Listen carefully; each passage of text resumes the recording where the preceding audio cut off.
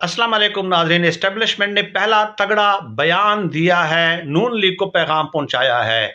नून league Rana Sanaullah मियां जावेद लतीफ़ के ज़रिए ये बयानिया बना रही है, मीडिया की स्क्रीन पे ये बयानिया बना रही है कि हमारे साथ वादे नहीं पूरे किए गए, हमारे साथ जितने मैंडेट का वादा किया गया था वो मैंडेट पूरा नहीं किया गया।